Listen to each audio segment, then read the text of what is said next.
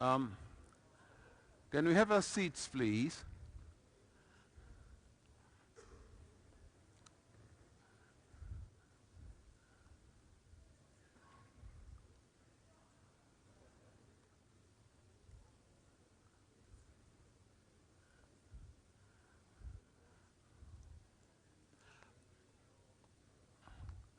I always tell my friends and colleagues, life is always interesting, and it's got moments that are very exciting, and I call those moments the spice to life. Otherwise, your life will be very boring. So we had one such spice to life moment, which was very exciting, and now we move on. So apologies for the late delay. Can I now call on Harrison to come up and to call his team? Please come on up. I hand over to you. It's the drone regulations in Africa, and they're going to be talking about what happened later on. Absolutely. Fine. You're welcome. A big hand for him. Hello. Thank you. It's a pleasure to be up here. I had the privilege of being at the Lake Victoria Challenge about a year and a half ago. And seeing where we've been, and where we're going is truly inspiring. Before I begin and I bring up the panelists, just want to say a quick thank you. We're very grateful on behalf of the World Economic Forum to be here, to be able to bring together regulators from across the world. Okay. But I really wanted to thank the World Bank team that I work with the most closely. I want to give you. George, maybe you could close your mic. Thanks. That team would be Edward's team, including Rosa, Paulina, Catalina, and Gregor. Without you, none of this would have happened, so thank you very much. They definitely deserve a round of applause. I'd also like to thank the team that I've been able to lead with support from the World Bank, including my colleague Courtney, those working on the projects and documents that I'll refer to in a second, Fane Greenwood and Joelle Maynor and Kenneth Muhangi. And it's Kenneth's birthday today, so maybe just a round of applause for Kenneth. All right, thank you very much. No other industry in the world, I think, calls for regulation more than the unmanned aircraft system community, whether it's drones or RPAS. I think there's a hunger from both industry and regulators to find a safe, harmonized, and secure pathway forward so we can all work together in a productive way. We're honored to have the International Civil Aviation Organization here in force with J.C. Shine and Leslie Carey, who participated in the regulatory panel yesterday and the regulatory discussions introducing their model UAS regulation, which they're looking for comments and feedback. So you can visit their website and review that. And it's a huge opportunity for you to be able to directly influence some of the policy that will affect you most greatly. And of course, we have Stephen Kramer, who I'll introduce in a second from ICAO as well. But what we've learned throughout the week is that there is this call for harmonization in a very productive way. And I think this panel that we're about to have, those comments will be reinforced, whether it's regulation, whether it's manufacturing or maintenance. We all have to come together as an industry in a multi-stakeholder way to create that safe, reliable, and inclusive pathway forward. At the World Economic Forum, we believe that prescriptive regulations were necessary in the beginning to really create a safe world where we can learn and innovate, but now we're moving towards a more performance-based regulation or performance-based approach that is standards-driven and really open to innovation so we don't stymie innovation. So now at this point, I'd like to introduce the panel to come up. First, we'll have Steve Kramer from the International Civil Aviation Organization. He's the director of the Air Navigation Bureau, which it's fantastic to have him on this panel. So please. I'd also like to welcome up Emil Arreo from the Civil Aviation Safety and Security Oversight Agency, CASOA. Thank you very much. Next up is Francine Zimmerman from the Swiss Federal Office of Civil Aviation, and she's the manager of the innovation group there, and she'll provide some really interesting thoughts on how Switzerland is thinking about drone regulation. And then finally, next up would be Jörg Dietrich from DLR, the German Aerospace Center.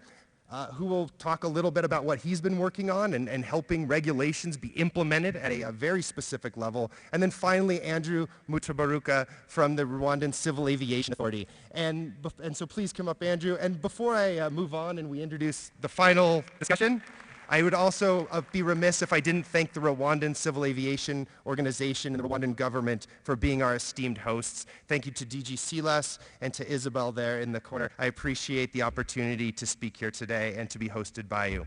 So now I will turn it over to our first speaker, Steve Kramer, to give some thoughts on where he sees ICAO's role in the future of unmanned systems. Thank you.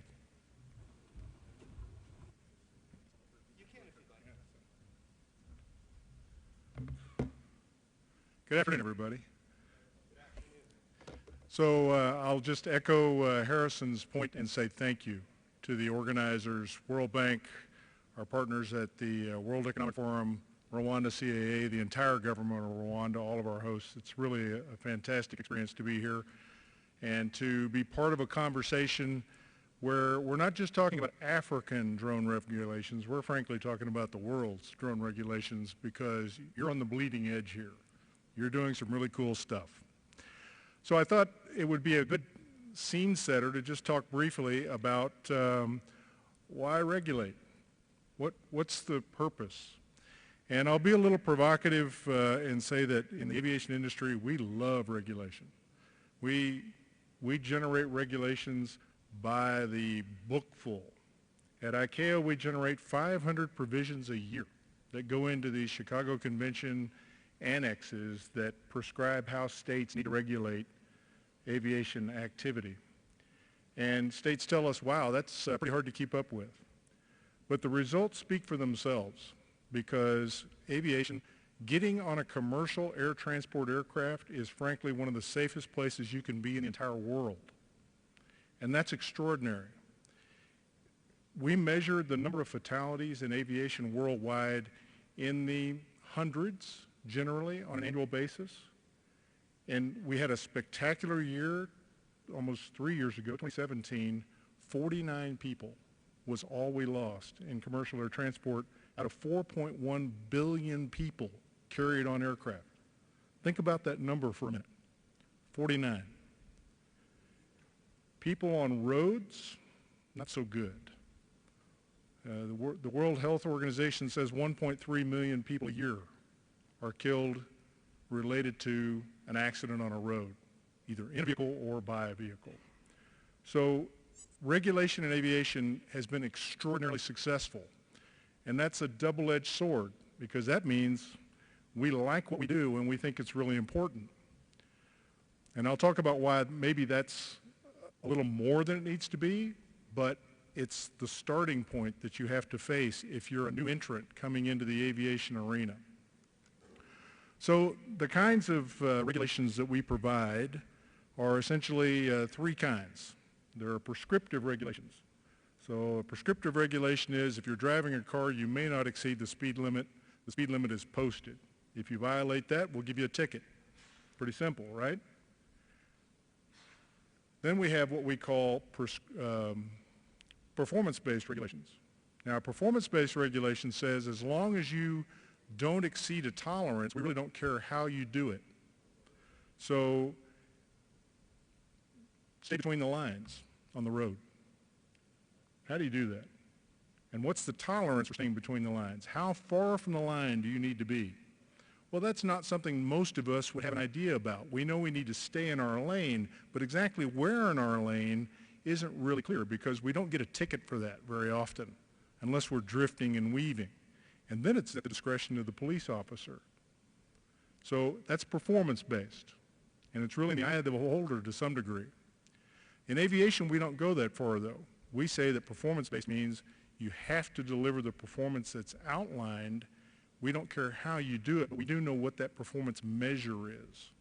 And so we can tell whether you've met that requirement. And the last is competency-based instructions. So while we might have a prescriptive requirement that you have to be a minimum of 16 years old to fly an airplane, a performance-based requirement says you don't have to have a minimum of 200 hours to fly an airplane. You need to perform a certain number of characteristics the same way, repeatably. So that's basics of regulation, and we'll talk a lot more as we go through this conversation about how that works. Now this next slide is about a new concept in aviation, relatively new. It's a 100-year history in aviation, and over the last 20 years we have introduced what we call safety management. And safety management is the process of essentially proactively correcting for risk. So while I'm talking about safety management, I'm not actually talking about managing safety, I'm talking about managing risk. And risk comes from all sorts of different places. The reason we're so successful in aviation today is we have an enormous catalog of risks, and we know where those risks are, and we know how to manage them. And that management process is essentially known throughout the world in commercial aviation, in standard aviation, and so regulators in all of the countries, like Rwanda and any other country in Africa, they know how to look and see if you're effectively managing risk in your activity. And we manage those risks essentially around the operation. We can do that by looking at the kind of operation, the kind of airspace, the kind of airplane, how much experience is required, and something we don't talk about a lot in drone activity when we have a forum like this, but we also talk about the weather, because the weather is a big determinant of how much we can tolerate. So I'll talk more about that in the future, but one of the things that we look at when we're talking about managing risk is, have you done it correctly? Have you assessed your risk correctly and identified it? And then have you taken the correct path to mitigating that risk? And the reason that's important is we will have accidents.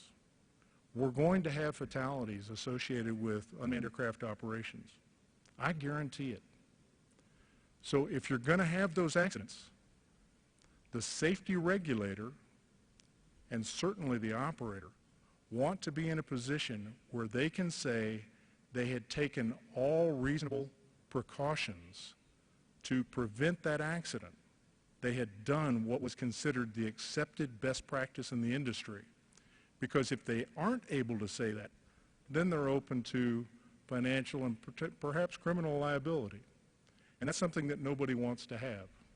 So ultimately, that's why you're interested in regulation, because you want to know how to stay out of jail and how to make money with this activity. So we're going to talk a lot about harmonization as we get into the panel. Harmonization is really the last piece of how to make money, because you can figure out what Rwanda needs to put Zipline in action and deliver life-saving pharmaceuticals and blood in this country and be highly successful. Take it next door and watch how you have to repeat the entire approving process unless there's harmonization of the method that's used by the Civil Aviation Authority in that other country with what you experienced in Rwanda. And that's where ICAO comes in. ICAO's activities under the Chicago Convention are designed to assist states in harmonizing their methodology of approving your operation. And we'll talk about that more as we go. And essentially, that's all about how to share information and how to rapidly prototype in a way that's different from what we've done in aviation in the past. We have an opportunity in the aviation world that the drone manufacturer, the drone proponent, brings to us, and that is the ability to innovate and iterate very quickly. We want to fuse that mindset with the safety approach that exists today in safety management in aviation in a way that gives us the best of both worlds. Risk tolerance to an acceptable level that promotes the innovation, but that also puts all the best practices of 100 years of aviation safety experience to work, making it possible. Thank you.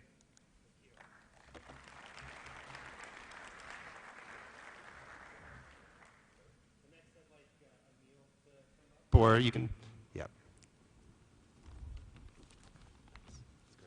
Thank you, Harrison. Before they put up the presentation, one thing that I've not had during this whole event is most people know that aviation, number of aircraft ordered in the next 20 years are going to more than double. The figure a few months ago was about 44,400.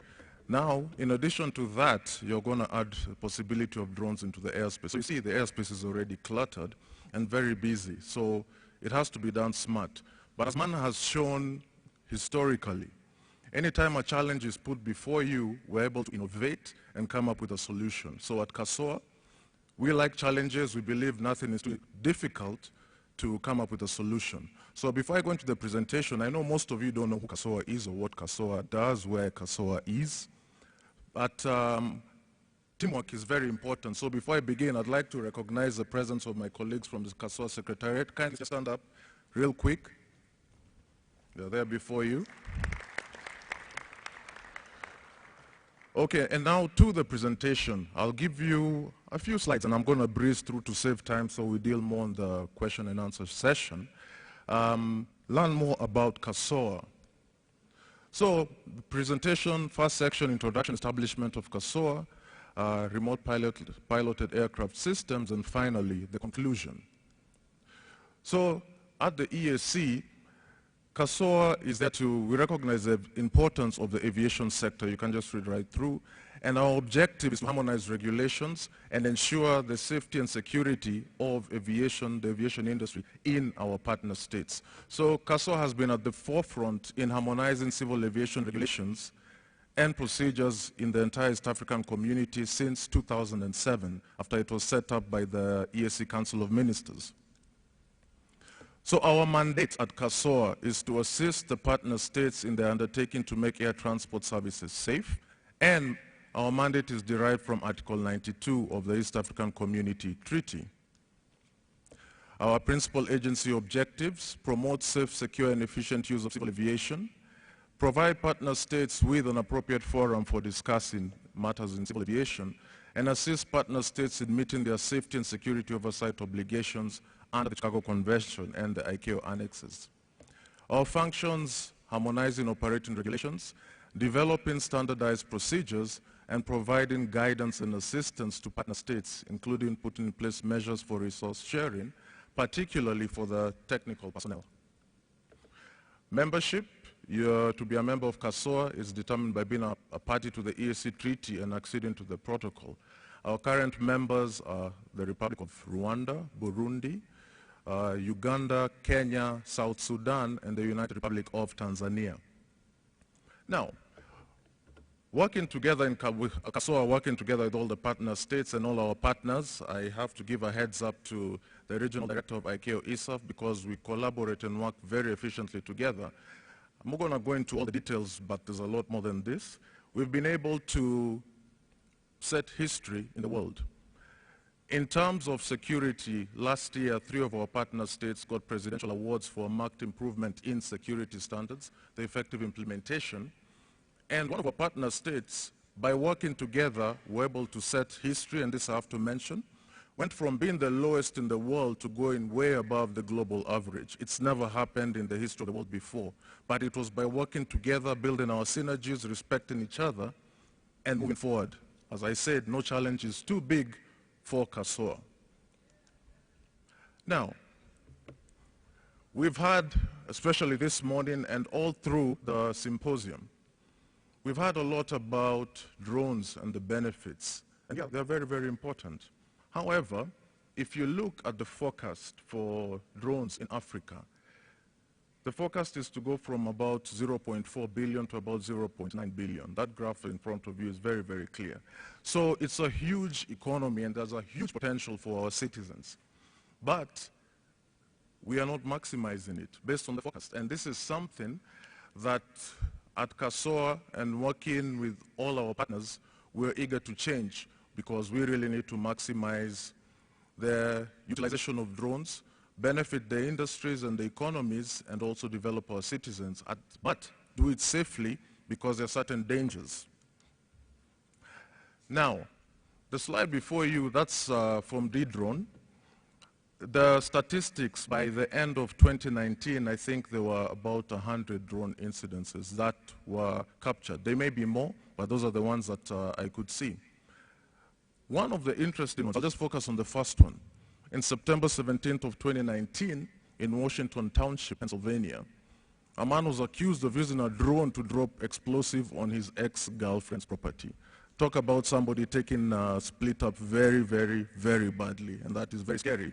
Because as drones develop, that's something that needs to be looked at. We develop the economy and the industry, but we deal with all those other pertinent issues that may crop up because of drone usage. So because of that, the slide before you is the normal CASOA rulemaking process, where we have the first consideration we have a working group, then a consideration by the technical committee regulatory, presented to the board for distribution to partner states to get stakeholder input. When it comes back, we combine all the stakeholder input. At the second working group, it's taken to the technical committee regulatory that consists of the directors of safety of each one of the partner states of the EAC. And then it's finally presented to the board, the final draft, and sent to the partner states to go through the domestication and promulgation process. That takes between 6 to 8 months average. Now for drones, because there was no guidance, of course, ICAO gave certain recommendations, but because there's no annex or standards or recommended practices or standards, this is what happened at the EAC when we were coming up with the drone draft. And it took about a year, again because of that. However, as was mentioned, I believe it was on the second day, the Republic of Kenya had promulgated the drone regulations, and shortly thereafter they were withdrawn or revoked. We realized that because of the rulemaking process, whereby the stakeholders consultation comes way at the fourth level, there's a bit of, by the time they get the final draft, if they weren't involved in it because of building synergies, there's a bit of misunderstandings and it tends to bring things back. So we're cognizant of that. Now, before I get into some of the changes, I'll just talk briefly about some of our partner states that have drone regulations. We have 2 that are very active and passed the drone regulations, promulgated them. The Republic of Rwanda is one of those states. 1 partner state at the tail end of the promulgation process, 2 partner states at various stages of promulgation, and 1 partner state has no safety regulations. We are currently establishing the critical elements of aviation safety system. However, knowing that no challenge and innovating, that same partner state didn't have any security regulations, but working with our partner, the regional office, ICAO, we were able to, in a record time, pass or give them a whole set of security regulations, and now we are currently strategizing how to sort out the safety issue. Because our board, which is very proactive, I have the best board in the world, but it's difficult because they give you everything you need, so you have no reason for failure. DG Rwanda is one of the members of the board, and very, very effective, is what I'll say. So, now, in looking at the RPAS, or drones, what's the next frontier? Sanjeev of Astral was here a few minutes before talking about the Flyox. This aircraft can carry a payload of 1.85 tons, and the maximum operational altitude is 24,000 feet. So for this particular aircraft to help develop our economies, and anybody else, any other businessman who may want to venture into something like this, it's good for us as CASOA and our CAAs to encourage that development within our partner states. So we are there not to stifle development, but to support it in whatever way we can. So a drone like this that can fly at 24,000 feet, it's really pointless for it to be flying at 400 or 300 feet. Because as we're talking about the possibility of BV loss, how is it going to transition from one state to the other when it has to be way at the ground level? Because if it goes above 500 feet, Annex 2, Chapter 4 says that VFR has to be above 500 feet. So is it going to operate VFR or IFR? So those are some of the things that we need to look at, but we need to work on creating an enabling environment. So ICAO 10019 talks about encouraging partner states to incorporate drones into controlled airspace. So I'm not going to keep on that too long. So in terms of the next frontier for EAC, yes, Sanjeev, at CASOA we believe in BV loss, and our objective is what you see. to have cross-border operation of drones within the EAC. I can only speak for the EAC, but I know it is possible. And with the support from the board and all our development partners, it's something that can be done. Like we're in the process of implementing the upper flight, UFI, upper flight information region, and it's only possible by working together. A lot of things are happening at the EAC, and that only comes by working together. So, in terms of drones, I showed you the Flyox, which can fly at 24,000 feet. That is currently where we are in the Republic of Rwanda. You have high and low altitude en route airways. So essentially from 500 feet coming up all the way to about 45,000 feet. So how do you incorporate a drone into that crowded airspace, that controlled airspace? It's a challenge, but at KASOA, we don't shy away from challenges. So a few matters of concern that have already been raised. ICAO Annex 2, rules of the air, you have VFR and IFR. Drones, what will drones operate under as we're looking at the possibility of a BV loss? In terms of the collision avoidance system, how is it going to be looked at? How are drones going to be incorporated into the airspace? When pilots are flying, there's always, from I believe about 30 nautical miles before you get to the airport, you always have warnings from your transponder. There's traffic here. You get a resolution advisory here where you have to pull a bit of an invasive maneuver to avoid that traffic. So for drones, and remember I mentioned at the beginning the airspace is getting congested, so it needs to be done in a very, very safe way. Lost command and control, the C2 link, if it breaks down, what happens? Is the airspace, is the drone operator going to squawk 7600 on the transponder, assuming he has one for that lost communication? Or what are they going to do? Emergency 7700, if it's an intermittent break, what are they going to do? So I was very encouraged to see that now we have drone operators here and owners of companies who are really keen on seeing the way forward. Cybersecurity, certification standards, UTM, how is it going to happen? And many, many more. So at KASOA, right now we don't have the answers. At least one of our partner states, Rwanda, has really ventured into the drones area, and we can learn a lot from them. But now, what we believe at KASOA, a way of dealing with the drone issue and finding out a solution, at KASOA, our mantra is we do not wait for ICAO. ICAO is very, very useful, and we rely on their leadership in the area of aviation. However, at KASOA, if a challenge arises, we deal with it, we look for a local solution that we can begin utilizing in our own industry.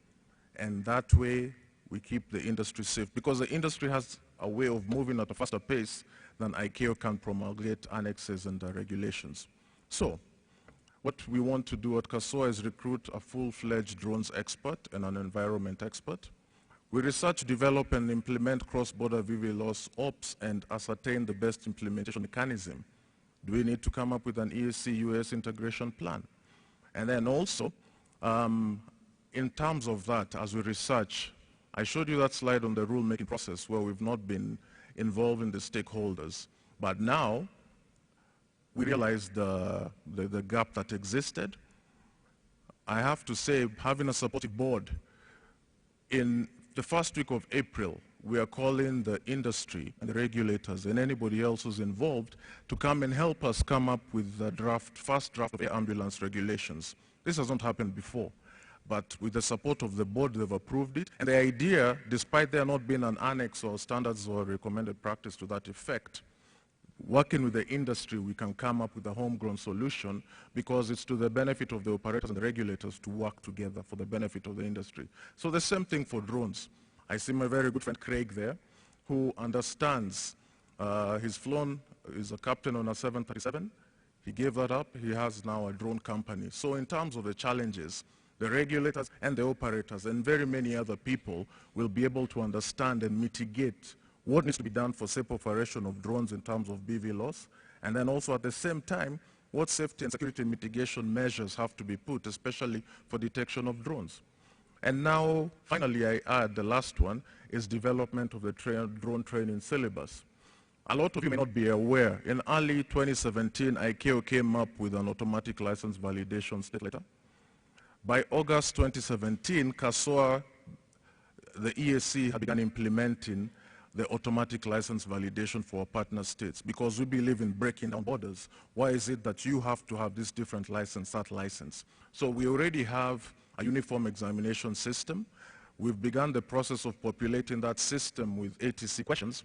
And a few months ago, we had already begun talking about drone questions, such that for drone pilots, if they're to be licensed in any of our partner states, we harmonize everything. If anyone sits for an exam, everything is standard. And that way, it'll be easier to break borders, as that is one of the objectives of the EAC.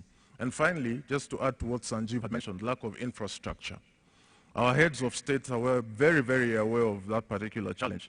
So in February 2018 at the 18th summit, the 5th EAC development strategy has infrastructure of aviation in the partner states as a major concern.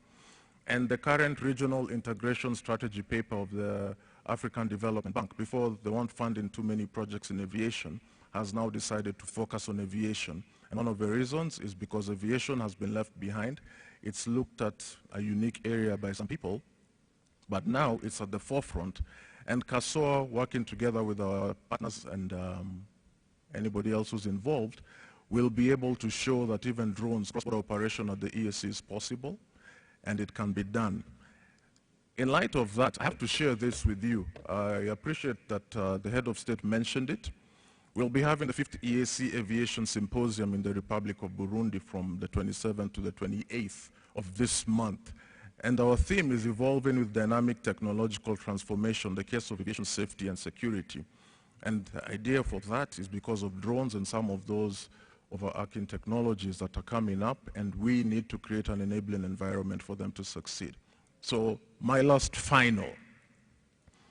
At CASOA, having a very effective and supportive board, Kigali-Rwanda is one of them, having very good cooperations with our partners, ICAO, ISAF, World Bank, and quite a number of people, and having the best team. I have the best colleagues in the world, and yes, I can brag about it because I have the best team in the world.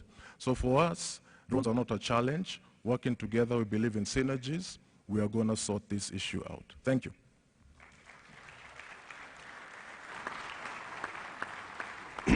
So next I'd like to ask Francine to give an introduction to her experience and what they're working on, as well as I believe she has a video to show you as well.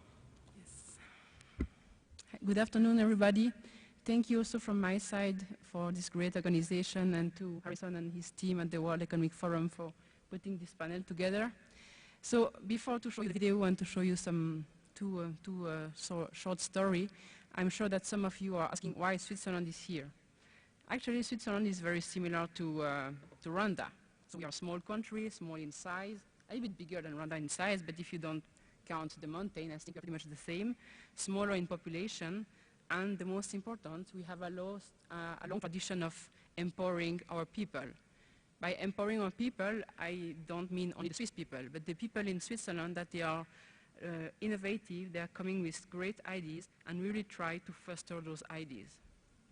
So Stephen Creamer, in his presentation, he mentioned in the first slide, why do we regulate? And he said, will the proposed regulation bring something, contribute to more safety and security? I will add to that, will the proposed regulation enable and foster innovation? Why I'm saying that? So we really try in Switzerland to not use the excuse of the lack of regulatory framework to hinder innovation. So I have an example. It was back in December 2009. We had one of our research institute coming to us and saying, we have this project and we would like to fly 15 drones at the same time in BVLS, so a swarm of drones, in 2009. So we had no clue. How can we allow that? We had no clue. But we didn't say no.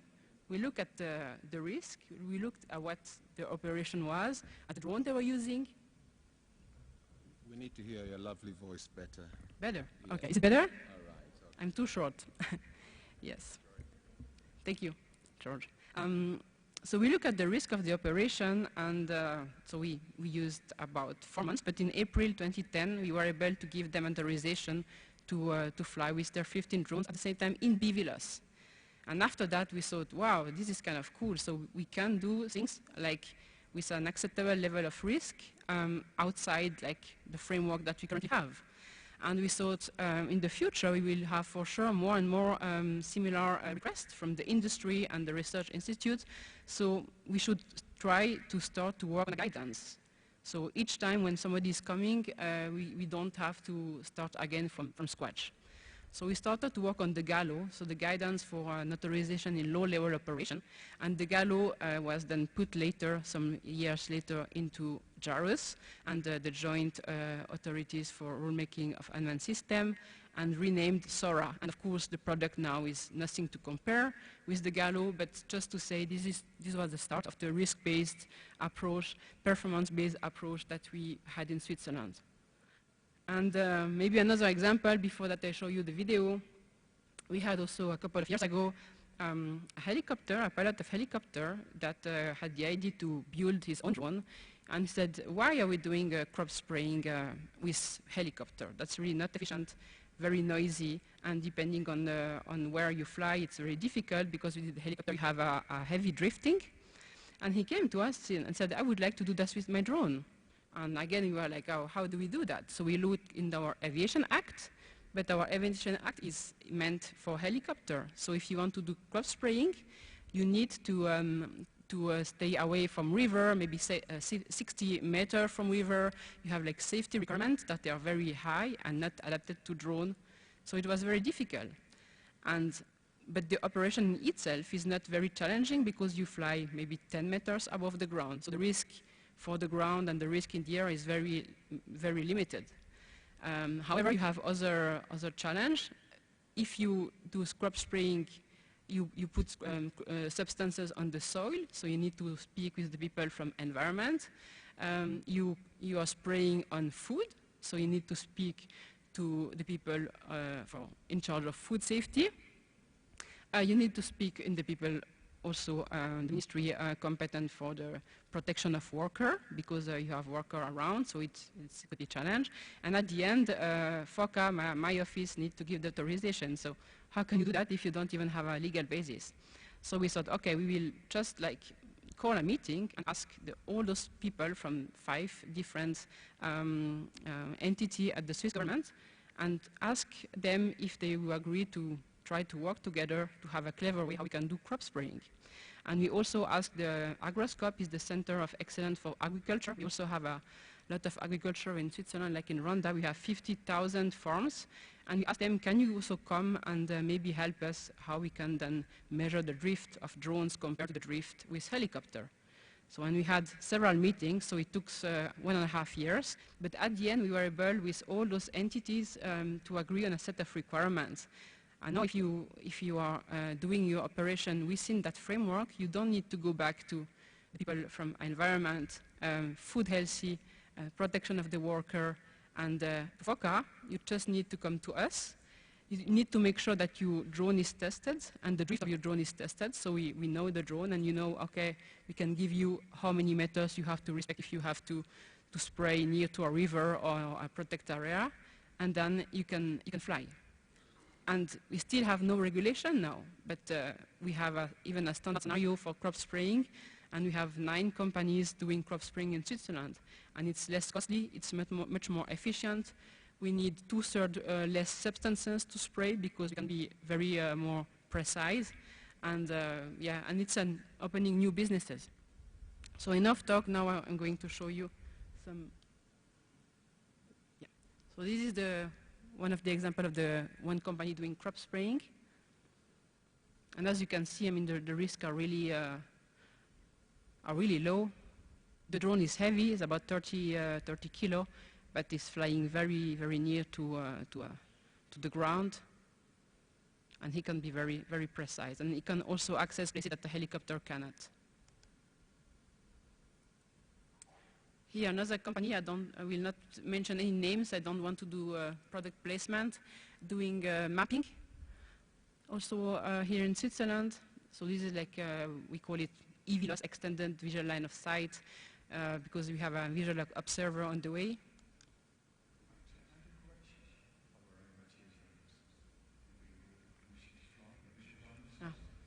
And this is a drone gathering meteorological data. This is a vertical takeoff, and the drone is going up to 3 kilometers in the clouds.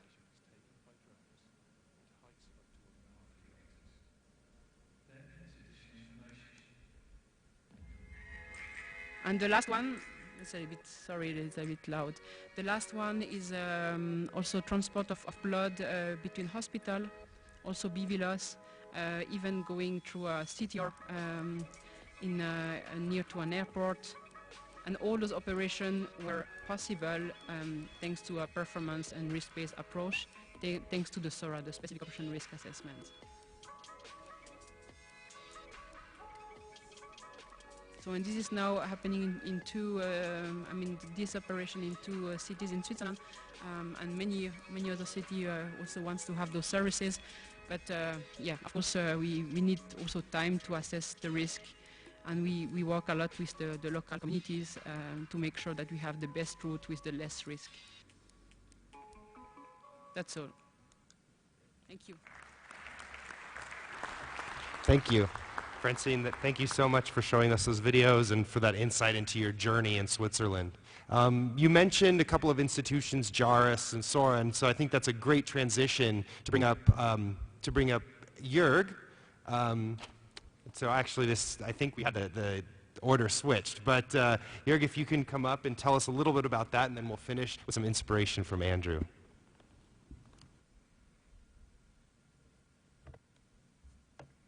Okay.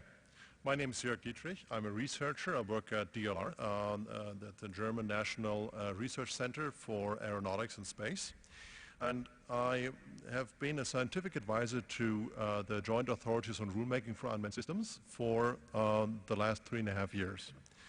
And why am I talking about this in the regulation session? Although I'm a scientist, we do science and research on the effects of regulation. So we are really interested in, if you change RPAS regulation or UAS regulation, how does it change UAS design? We're trying to do developments of theoretical aircraft that have not been built yet, just to figure out what the effect of a slight change in rule is, what a slight change in an assessment or a means of compliance does. Okay. Very short introduction to JARIS, super short. JARIS is a voluntary cooperation of 60+ aviation authorities worldwide. The biggest authorities in JARIS are the FAA, EASA, and the Chinese CAAC, from what I think I remember correctly. We also have a couple of members from Africa. It has a lot of deliverables that you can all find on the website jarisrpas.org. And I'd like to highlight 2 deliverables, one by Workgroup 2, which is JARIS OPSB. That is a model UAS regulation for a specific operations category. And the JARIS SORA that was mentioned many times before today. The JARIS SORA is not a regulation, it's not a model regulation, it is a means of compliance for the JARIS OPSB rule or regulation proposal. So, what do they do? It is important to note that these 2 documents were developed in parallel, which means they were designed to work with each other. The idea of the specific category, or this 3-pillar approach of open, specific, and certified, was originally invented in one of the JARIS meetings, and then the Workgroup 2 and 6 were tasked to develop these 2 documents to make it happen. We have a couple of examples worldwide where these ideas were adopted, that a specific category was implemented. A very prominent example is Europe. The EASA has adopted this, and it will come into effect July 1st this year. So we have a specific UAS regulation. There's a couple of other countries, Australia and New Zealand come to mind, who have a very, very different rule set, but it basically also includes a specific operations category. We've seen our colleagues from ICAO propose their ICAO model US regulation, and it too contains a specific operations category. And what do all these approaches have in common? I think it's fantastic that the idea is catching on like this.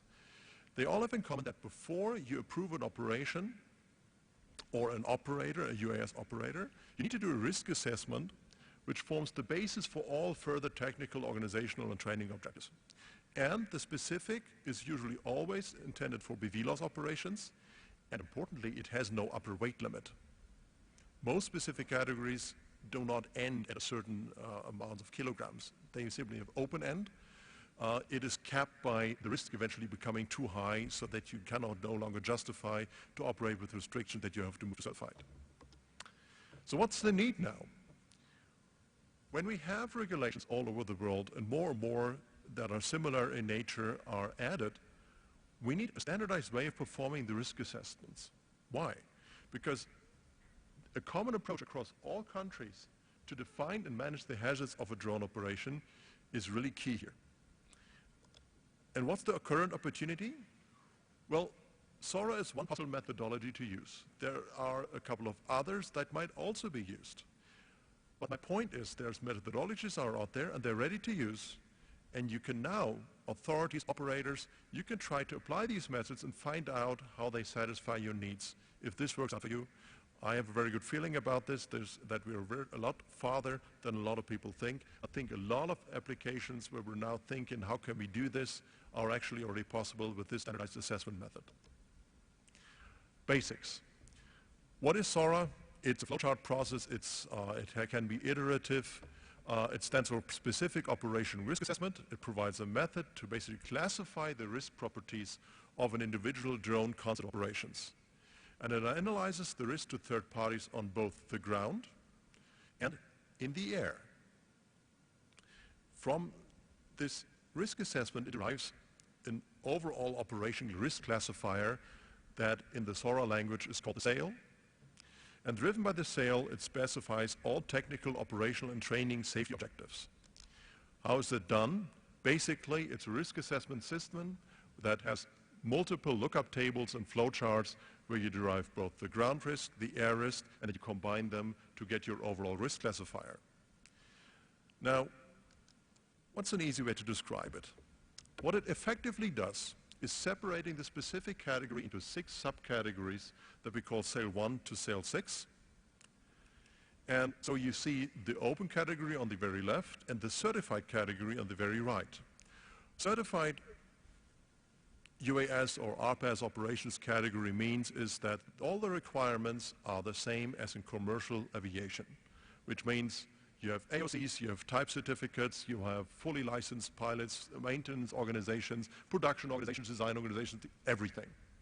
So it's identical basically. So if you have an RPAS that is in the certified category, you treat it the same way. Open is something where you buy a drone, you get a basic permit, for instance. It depends on the country where you're in, but the amount of requirements for VLOS flying below 25 kilos are generally very little.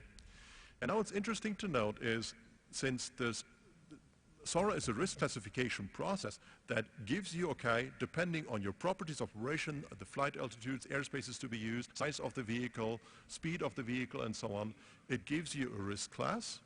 And then you can see that a SAIL 1 operation and an open operation are very similar in nature. The amount of requirements, of course, in BVLOS flying is higher, but it's similar in nature. It might be the same aircraft. One time open is VLOS, and BVLOS, it would be a SAIL 1 operation. And if you look on the right end of the spectrum, SAIL 6 and certified, they are almost identical. So basically SAIL 6 is a certified operation with slight restrictions. So you cannot do everything, but almost everything. You could be restricted from a particular type of airspace, for instance. And what's really interesting is it covers the whole scope. Of course, for the higher end, for instance, you would need to have type certificates. You need authority-approved aircraft. On the lower end, you do not.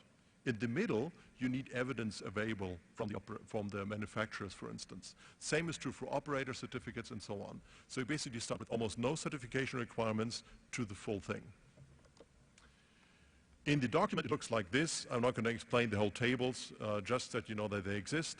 Hazards stem from technical issues, from external systems, human error, and adverse operating conditions, for instance. And based on your SAIL level, you can look up what that means for your operation. And there will be mitigated those risks by tailored declaration, evidence, or certification requirements depending on your sale level for airworthiness, operator qualification, and training. And this is being described in an additional document, the Annex Echo of the SORA. Now, what does it do? The SORA provides us, the operators and the authorities, a common language so that they can talk to each other, and we are less likely to compare apples to oranges. You know, I've seen so many times that we seem to be talking about the same thing, but we are not, because some of the definitions are slightly different. It standardizes the risk assessment for all specific US operations, and it can play a really vital role in simplifying cross-border operations. Give a short example. If, I think, Steve, you had a similar example in your speech, when you have developed an aircraft and an operation and you're training to the requirements of one authority, you want to go to another country. What happens if they have a different risk assessment process, or if they, you know, if they rate risk differently? What do? Do you just start all over again? What do you do as a manufacturer when everyone is doing their own risk assessment method? Imagine a world without SORA, and every operator, by use of SMS, for instance, they do their own hazard analysis. They identify all the risks associated with the operation. They find their own mitigation measures, and then they go shopping for an aircraft. I've identified the risk for my operation. You know, what can I get? What should I get? And on the manufacturer side, well, every operator wants to have something slightly different. If you can agree on certain classes of risk and certain requirement sets for these risks, then manufacturers can develop for a particular risk level, and they can make sure that their aircraft meet all the specifications and market them better. You can sell an aircraft to many countries, and if the process is similar, how you comply with the rule, then you really open the market. The same is true for operators and so on. I think you get the idea. It's important to note that it also provides interfaces to ATM and UTM airspace management systems. It is written in a very genuine language that it's sometimes hard to read, but it's written this way so that it is easier and more future-proof, that it doesn't matter how you manage the air risk. If you meet the requirements that are laid out by this system, you're fine. SORA does not solve all the problems. It really does not. But what it does do, it has a very, very simple way to analyze your risk class, and then you know what the requirements are. Those requirements might be so high that you cannot achieve to fly in the near future. But in some ways, and in many cases, it's already okay, and we have today technology, you can buy the stuff you need and get compliant. And last but not least, it is for all sizes of aircraft in all airspaces, and it effectively helps bridge the gap between open and certified operations category. And it also defines, as a result of the risk analysis, if an operation is so risky that you better switch to certified category, this system will tell you, get out of specific, you don't belong here. Thank you. Thank you, Jörg. I don't know if we have any Star Trek fans in the audience, but I like to think of the SORA as a universal translator on risk that lets you talk the same language even if you don't have the same regulations in place. So thank you very much, Jörg, and I'd like to welcome up Andrew for an inspirational talk about what his experience has been in Rwanda.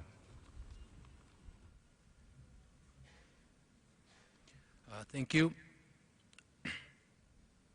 My name is Andrew Mtabaruka. I am Head of Quality and Safety at Rwanda Civil Aviation Authority, and I'm going to share with you the experience of Rwanda with regard to unmanned aircraft systems regulations.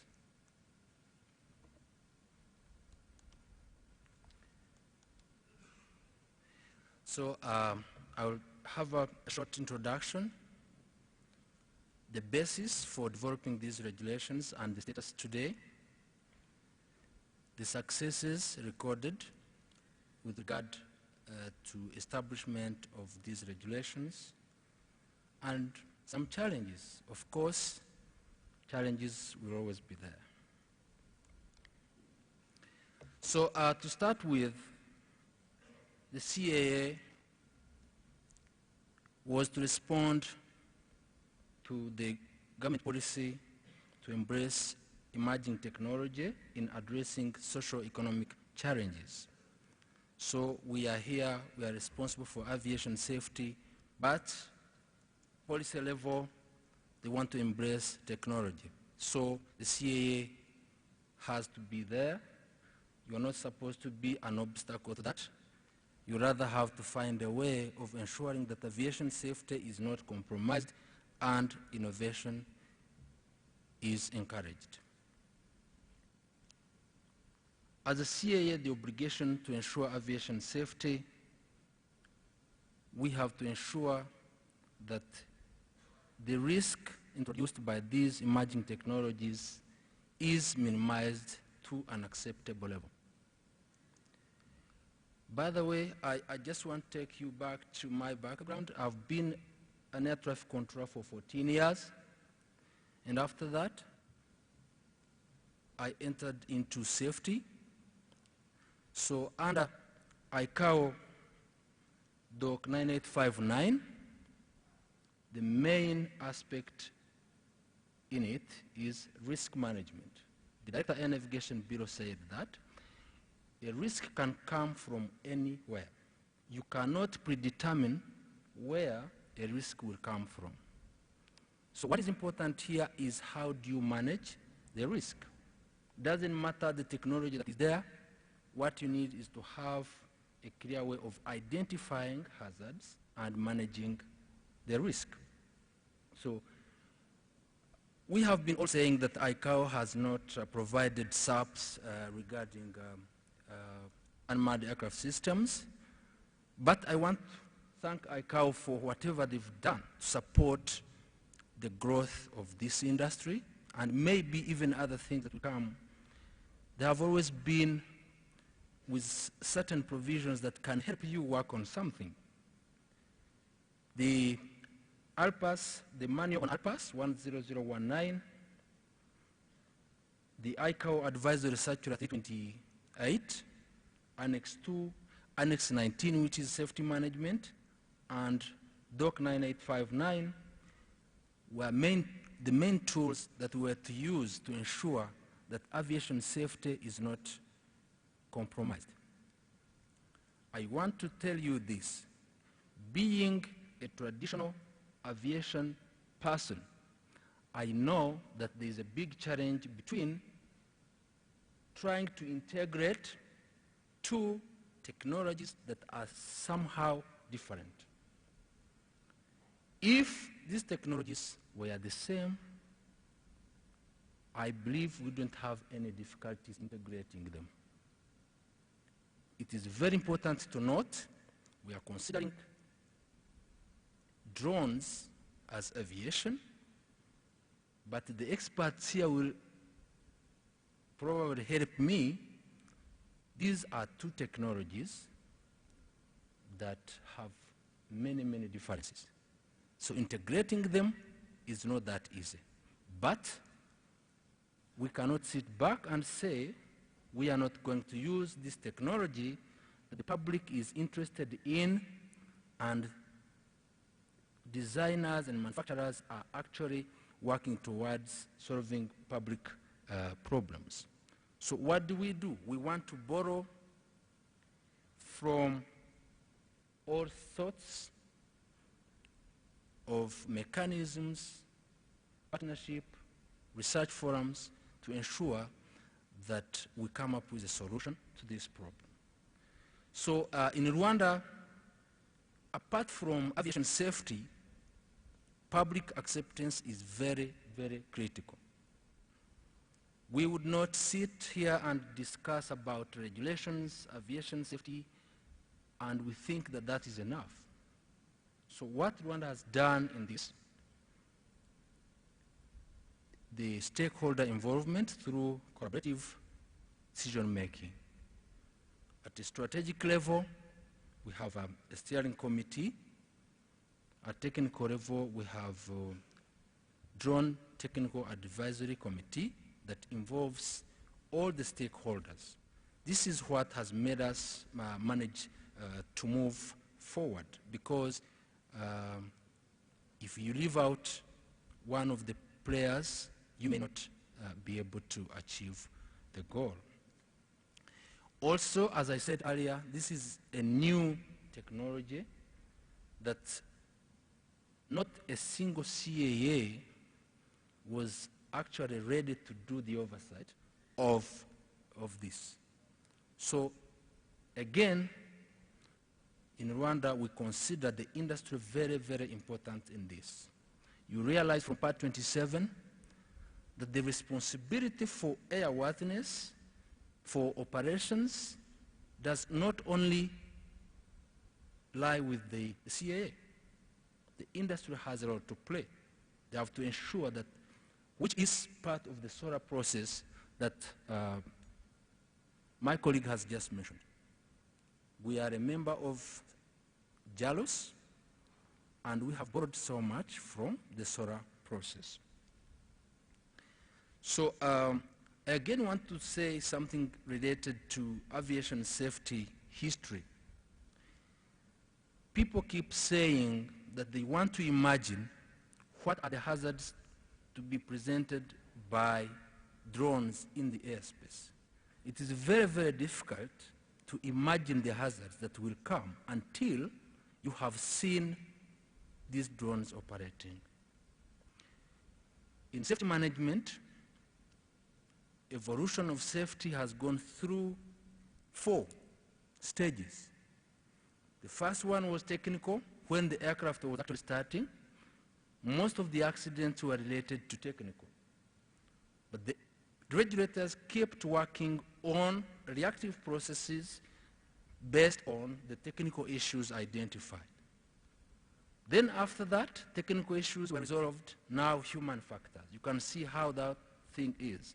We are talking about the technology, but people themselves. We have also to look at that. Then later, it was not only people as technical people involved in the operations, but also organizational issues. And today, we are talking about the total system. Total system, probably that's where we have even the UAS now getting into the airspace, sharing the airspace with conventional aircraft. It is not possible to just sit here and imagine all those things without having operations taking place. So we are thinking that we have a challenge to ensure aviation safety is maintained, but we enable these operations, which I think will enhance our experience towards setting up at least standards based on the experience. So I think I've said almost everything. The basis for us to develop US regulations in Rwanda is actually from the guidance of ICAO. I would just say we are using performance-based regulations, which the Electric Air Navigation Bureau has said, and we are borrowing from SORA process. In JALOS, we have experts from almost everywhere. We have people from the industry, from the manufacturers, we have people from CAAs, and so there's a lot of discussion going on, so we try to ensure that every aspect is considered. So here the guidance says it is possible that states may be able to accommodate unmanned aircraft which are not remotely piloted through use of special provisions or segregated airspace. However, this accommodation is not equivalent to integration. This is a very, very good paragraph that I liked in this. ICAO has given you an open space. First of all, to be sure that safety is not compromised, so performance-based regulation fits into this. That's where we're best to think about performance-based regulation. We didn't stop there. Regulation only will not be enough unless you are able to enforce your regulations. So I also want to say that we had very good support from the leadership, and they have provided a legal framework in order to ensure that regulations are enforceable in Rwanda. Again, from SSP SMS programs, which Rwanda has already started implementing, the UAS is now part of what we have to consider, especially for hazard identification and risk management, in order to ensure that whatever is being done don't compromise aviation safety. Of course, we have some challenges related to that. As I said, if these were similar technologies, the inspectors we have in Rwanda would probably be able to handle both manned and unmanned aircraft. But these technologies are different, so we need more resources, basically oversight that needs true expertise. So there's this lack of human resources, especially to do the oversight for unmanned aircraft systems. But of course, this is something that we are working on, to have the necessary expertise to do that. And then the increasing demand of UAS to be used in different purposes. Even the ones that we have already operating are continuously seeking to scale up their operations. So this brings more work that, of course, still goes to resources.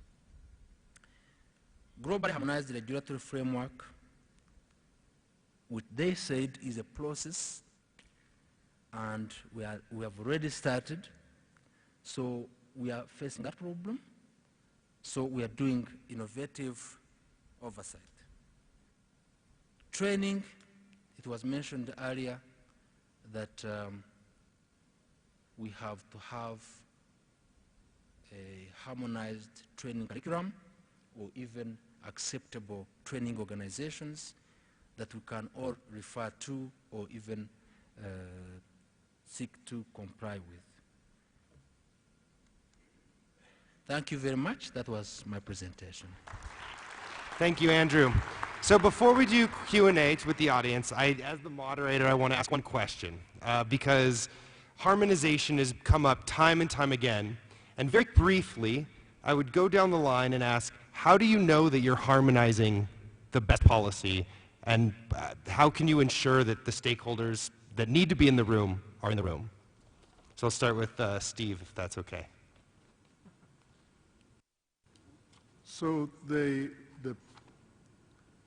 operator, the technician, the pilot, they need to be in the room when you're addressing your risks. And then you have to have the regulatory representative there as well. And that's usually not one person. You've got an airworthiness inspector, a flight ops inspector, in many places an air traffic management inspector, all of whom have to cooperate to get to where the risks are identified and the mitigations are essentially agreed upon as reasonable. I think the SORA outline and tables and methodology, while it is quite comprehensive and gives a good foundation to start, it's going to be incredibly challenging to train people on. And honestly, the regulator's not going to do that work. The work is going to be done by the proponent, because there aren't going to be any more regulators. The regulators we have today are the regulators you're going to have in 10 years. The size of the regulatory community hasn't grown as we've doubled commercial traffic. So that's something to think about. From ICAO, we want to harmonize the methodology, and SORA is one component of that dialogue. Thank you. I would remind, we're coming up on time, Yep. so Okay, thank you, Harrison. I'll just be quick on this one. As everyone saw in my presentation, before working in silos, but realizing where the gaps are now, further to what Steve has said, we're bringing the entire industry. When we're dealing with a particular issue, we look at all the stakeholders of that particular industry to come on board. So we beat the process thoroughly and ensure that the regulations come out dealing with all the risks that may be in that particular area. And that way, as already happens at EAC, we'll be able to harmonize the regulations and deal with all issues. Thank you. Thank you. Thank you. I'll be very short. Just two thoughts. The trickler approach that was initially comes from JARUS was adopted by EASA last year, and IK has also the same approach. So this is already a sign of very good harmonization. And the second, the SORA, I mean, I said that it was, the previous version was born in Switzerland. Currently, it was adopted in Europe, is used in Australia, in Rwanda, in China. India are looking into it. So I think we are on a good way to harmonization. Thanks. Thank you. Well, as a researcher, I'm a friend of trying new things. What I would do is when we have a methodology like SORA or a similar methodology, let's try it out for new applications where it has not been tried yet. For the given examples where the SORA has been applied successfully, for instance, we already know that it works, and a lot of nations are copying, operators are using the same stuff, so that is already helping.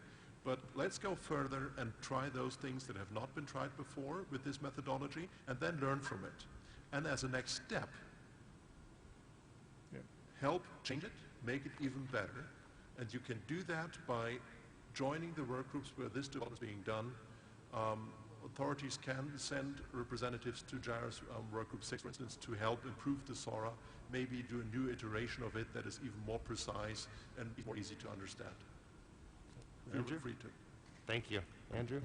Yeah. Thank you. I really agree with him for trying to test the technology. And even for trying to harmonize, you need to harmonize knowing exactly what do you want to harmonize. Because data collection is very, very key. Yeah. You cannot just imagine a standard and put it there and think that you're sure this will be effective.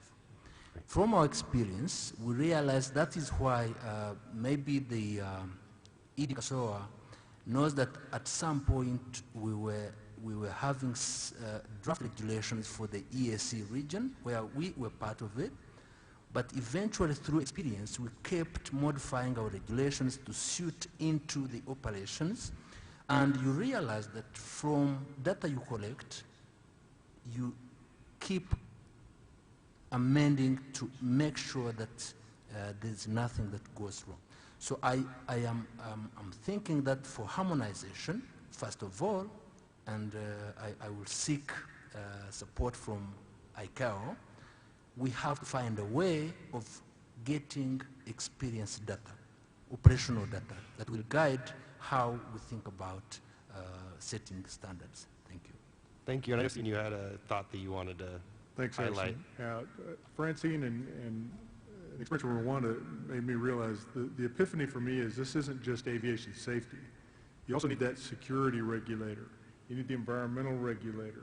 You need the social acceptance with the community and law enforcement, because all of those entities that are outside of the aviation arena have an enormous impact on this industry because of its proximity to the ground. And so it's a much broader effort than just working with the safety regulator. Thank you so much. I think that's really, really important. We talked about that in the Advanced Drone Operations Toolkit that we developed with many of the partners up here.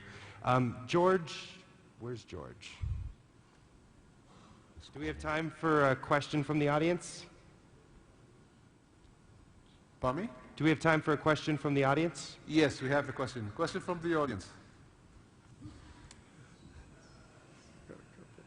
Okay, we'll start with that one there, and then David, please, you know.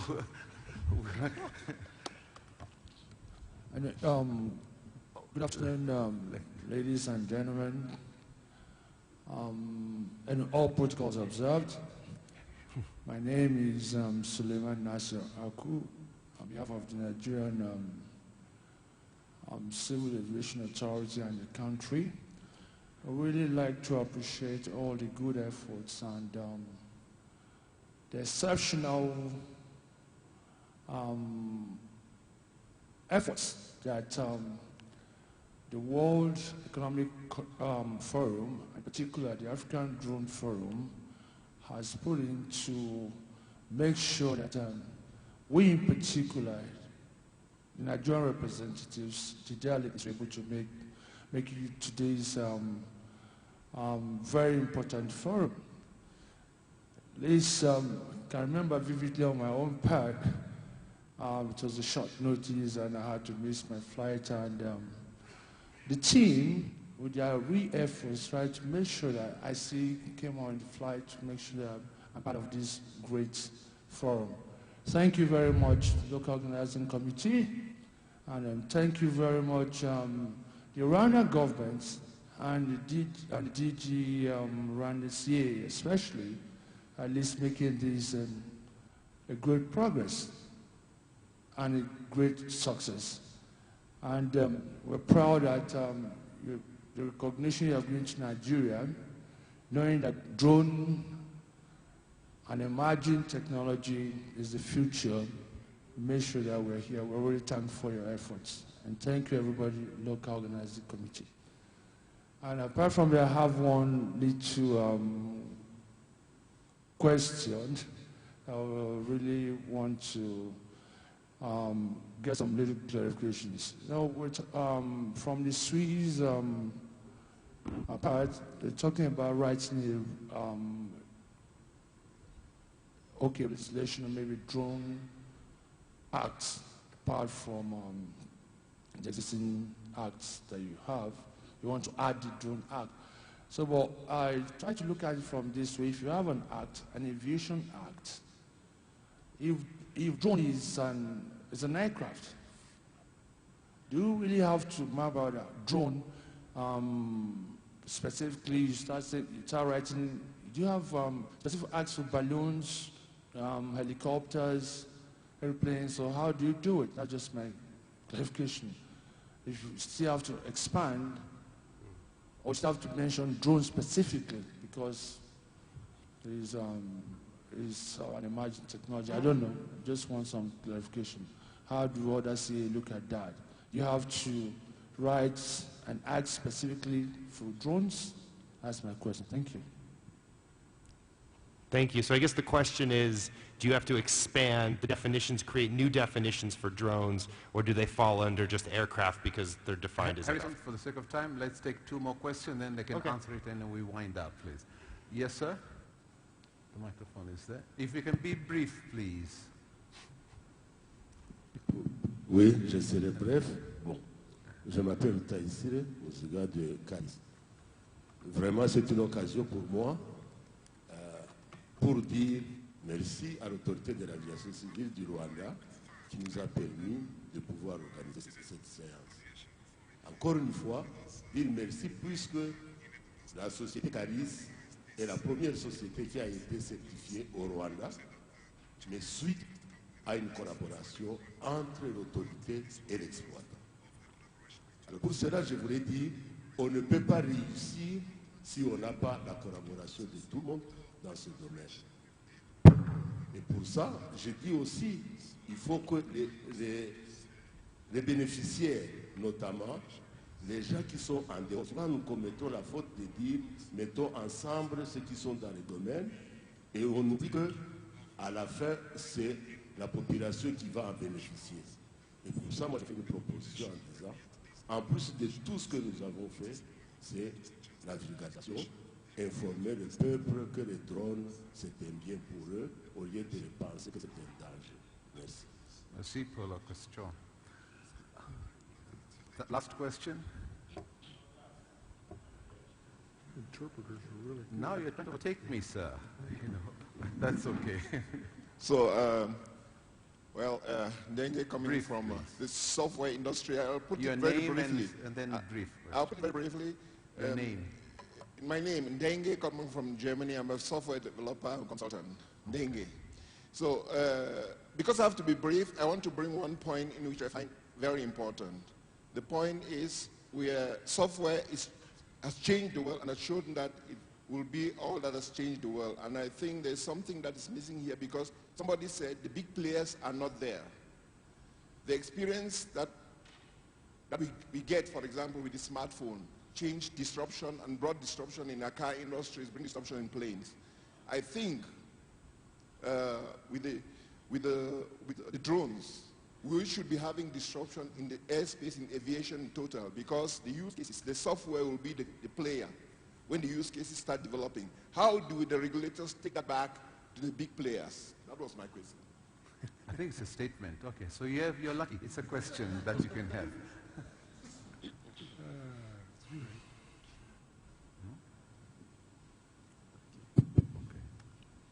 Thank you, Mr. Dodge. Thank you also for the presentators. I'm Mr. Abib Mbaye from Senegal CAA. I have just one question for Stephen from ICAO. I just want to know what ICAO provide for the separation between drones and aircraft. Why this question? Because we know the separation between VFR and VFR. We know the separation between VFR and IFR. We know also the separation between IFR and VFR. But what about between drones and the other aircrafts? Because drones are now a reality in every country. Now we need to know what ICAO prevent about the separation between drones and air. Thank you. Thank you very much. Good. All right, I think, does Stephen want to answer that? And then we'll have Yes. Francine answer the first question. Right. Pardon me, the audience, please go offline with them later on if you have a question. Yes, go ahead. Let's answer that and wind up. Okay, thank you. From the ICAO perspective, we don't have a separation standard from drones because we don't even call them drones. We call them unmanned aircraft. And for the small unmanned aircraft today, we simply say they have to stay segregated. There is not a separation standard that has been defined that you can apply between the very small UAS and an aircraft. We treat them like an obstacle currently. But I think as we move forward, we're going to begin to explore that, and that's going to be part of a risk assessment that's done in an operational airspace first, and then it will begin to be developed into an international standard. It's one of the items that as we trial through conversations in the drone-enable forums, we will obviously have to be tackling, and that we have been tackling through the UTM and the drone identification work. So I appreciate the question. And I'll move back to that point that was made about airspace and software. I think you're exactly right. But I think that's a much larger conversation than just drones. And we have several initiatives at ICAO that are working on this. The Trust Framework Initiative to develop connectivity that's safe and secure, and then also looking at how we're going to regulate artificial intelligence and other machine learning. So thanks for that. Thank you. And then Francine, if you want to address the question of definitions. Yeah. Thank you. So currently, actually, we in our national regulation, we are not mentioning drones or unmanned aircraft. We're using model aircraft, so we didn't change the legislation that we had since, I don't know, more than 10 years. We just adapted it, and we thought it's difficult to have a differentiation between model aircraft and drones. And we knew that Europe is going to come anyway with a regulation. We are not an European member state, however we have a bilateral agreement on air transport, so we have to take over the regulation that Europe is going to do. So we were waiting for that, and starting this summer we will have the term unmanned aircraft in our regulation as well. Thank you, and please give a round of applause to all the panelists up here. I wish we had more time to talk, but I think you heard a lot of great information about harmonization, the need for working together, intergovernment connection, and some of the tools that you can use to move forward by engaging the international community. So thank you very much. Thank you very much. Before you step down, we do the usual. Is Mr. Etebrax here? He stepped out. Huh? Oh, you're here, sir. Because the next stage, what we're having is announcements that are going to excite us. So to kickstart that part, Can I call Mr. Etterbrax to the front, please? And then to tell us about FAA.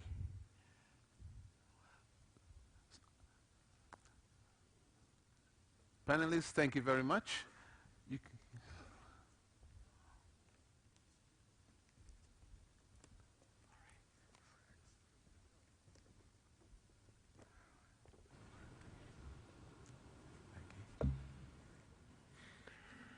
Good afternoon, everyone, again. I just want to announce that in a couple of days' time, from February the 17th to the 20th, the FAA, jointly with the Rwanda CAA, is going to host a 4-day UAS workshop.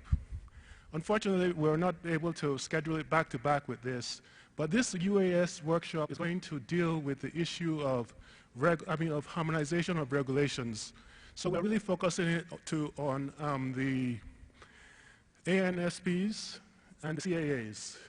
The first 2.5 days will be talking about all things UAS, UAS and UTM, and the rest, on the third day, we'll have a session with industry and NGOs talking about the challenges and the societal benefits. And then on the fourth day, we'll have a trip to Zipline.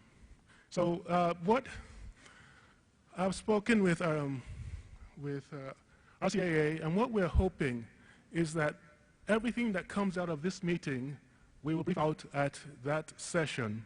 The challenges we have here, all the things that that have come up, so that when these regulators, or when we're talking about regulation, we'll incorporate what has come out of this meeting into that, and sort of carry this ADF on. And maybe in the future we can have joint sessions too. So thank you.